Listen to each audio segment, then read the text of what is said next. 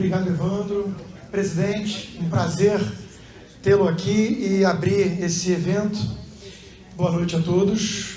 Bom, em primeiro lugar, eu não tive tempo hábil para preparar nenhuma fala, né? Então, nem highlights, então vai ser tudo aqui de sopetão mesmo, de improviso, bem ao estilo do presidente, né? E o tema, se não me engano, é alguma coisa mais ligada à liderança. Não vamos falar de política, né? Não vamos falar de corrupção, vamos falar de liderança. E quando eu fiquei pensando no caminho da aprazível Weston, cidade onde eu moro até aqui, no que eu ia falar com os senhores e senhoras hoje à noite, na presença ilustre do presidente, sobre liderança, eu pensei o seguinte: qual é a minha visão do que faz um bom líder? É sobre isso que eu queria falar hoje e trazer aqui os meus insights, meus 2 cents sobre esse assunto. E quando eu penso num bom líder, né, a primeira coisa que vem à mente é coragem. Um líder tem que ser alguém corajoso, tem que ser alguém que assume responsabilidade, não fica delegando responsabilidade, mas sabe delegar autoridade. E aí vem uma segunda característica além da coragem, que é a virtude das virtudes, segundo Aristóteles, que é você poder confiar nos outros. O líder que tenta centralizar todas as tomadas de decisão, que tenta comandar tudo de cima para baixo, ele não vai conseguir ser um bom líder porque ele não vai ter pessoas boas ao seu redor. E isso quer dizer o seguinte: o bom líder se cerca de pessoas que muitas vezes são melhores do que ele em várias áreas. Você, por exemplo, se for um bom líder, vai pegar na economia um posto Ipiranga como um Paulo Guedes da vida. Você não vai pegar um poste como o Fernando Haddad. Você pode analisar mais ou menos isso sobre a liderança e esse aspecto de se cercar de pessoas hábeis e conseguir delegar, confiar na habilidade e na competência deles, com o destino dessas pessoas que você montou como equipe. Por exemplo, tem um líder, né, um líder natural, muito querido pelo povo, cujos ministros saíram do governo para ser senador, para ser governador, para ser conselheiro de governador e por aí vai. Já um outro que se cerca apenas de postes e de pessoas medíocres, incrivelmente ainda piores do que ele, sai um para cadeia, sai um outro também para cadeia e sai mais um de novo para cadeia, né? Então, daí você vê já a diferença de lideranças, de características de líder. Outra questão que a gente pensa quando fala de liderança e coragem, eu acho que a gente ainda pode contar piada de português, não sei se isso dá cadeia. Aqui na Flórida acho que não. Temos um governador aqui que preza pela liberdade, então vamos lá. Eu dou esse exemplo com base até na pandemia, escrevi uma coluna sobre isso. Winston Churchill, durante a guerra, ele ia para locais que estavam ameaçados, que podiam ter risco de bombardeio nazista e coisa e tal. Aí a gente vê na pandemia algumas pseudo-lideranças debaixo da cama com 8 máscaras e 7 vacinas. Né? Governador de um estado muito famoso e rico no Brasil, por exemplo. Não é uma boa forma de liderar, porque a liderança exige, além da coragem, que você dê o exemplo, né? As palavras o vento leva, os exemplos eles ficam como uma imagem de inspiração, que é outra característica que todo líder tem que ter. O líder tem que ser alguém que inspira os outros e sua equipe acima de tudo. Então, um líder de verdade, no momento desse, faria o quê? Iria para uma padaria sem máscara, dava um mergulho junto com o povo, né, para mostrar que não é para ficar em pânico, trancado dentro de casa e deixar de viver, que a vida exige alguns riscos inerentes. Então, a gente vai comparando esses estilos de liderança e vai podendo julgar, né, uns e outros.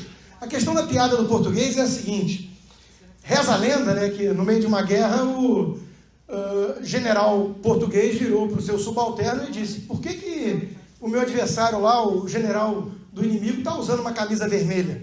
Ele falou: isso aqui ele pediu a camisa vermelha para não aparecer o sangue, né, dos ferimentos dele, para não baixar a moral da tropa, né, do seu time, da sua equipe.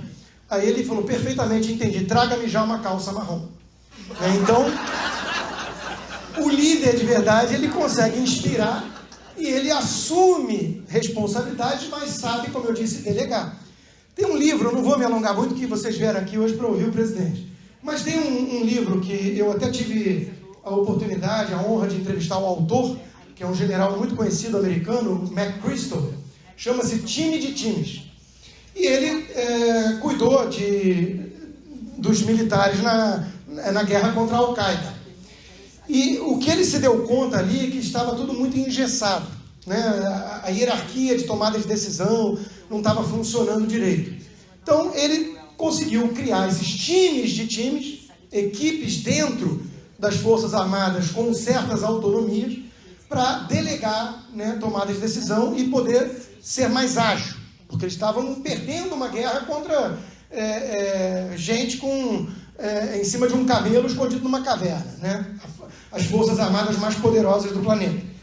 Então, o livro serve para negócios, que é a ideia aqui, serve para política, serve para todas as áreas da vida, né? Você entender que faz sentido, sim, você montar equipes, às vezes, com pano de fundo, com backgrounds diferentes. Culturas, às vezes, distintas, porque um vai trazer um ponto de vista que você não necessariamente pensou. Agora, na era woke, é preciso fazer uma ressalva.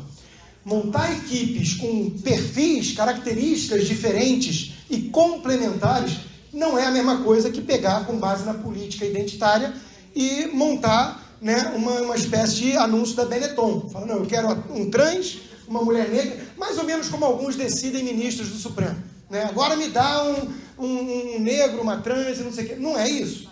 É você ter a questão da meritocracia em mente, mas trazer pessoas com um pano de fundo distinto, né? Não é fazer um filme da Disney. É montar uma equipe eficiente que entrega resultados. Então, essa é a visão que eu tenho de boas lideranças. Liderança tem coragem, inspira, delega, ao mesmo tempo assume a responsabilidade, não fica buscando bode expiatório, culpando os outros pelo próprio fracasso, né? Isso faz, para mim, um bom líder, né? Então, dito isso, acho que a gente consegue ter uma boa ideia, num passado recente no Brasil, quem foi na política, bom líder, e quem é apenas um bom safado. E o Churchill, que eu já mencionei, dizia, a diferença entre um estadista e um populista é que o estadista pensa nas próximas gerações. O populista pensa nas próximas eleições. Perder eleição faz parte do jogo. Perder eleição de maneira suspeita não faz necessariamente parte do jogo. Mas vai lá. Agora, ter o poder, a condição de tomar certas medidas, atitudes, e não fazê-lo, não tomá-las, porque está preocupado com todo um povo, e não com a própria imagem, e não com o amanhã, isso faz de alguém um grande líder e um grande estadista. Então eu acho que existem muitas pessoas que criticam de fora, é muito fácil essa posição, né, de não estar no calor ali da decisão, e como dizia Truman, que foi aquele que autorizou as bombas atômicas contra o Japão, e tem muita desinformação histórica sobre isso, né? Por conta do anti-americanismo infantiloide, não entendem o que eram os kamikazes que quase invadiram o Palácio Imperial para impedir a rendição mesmo depois das bombas. Imagina como é que era antes. Mas, como dizia Henry Truman, né?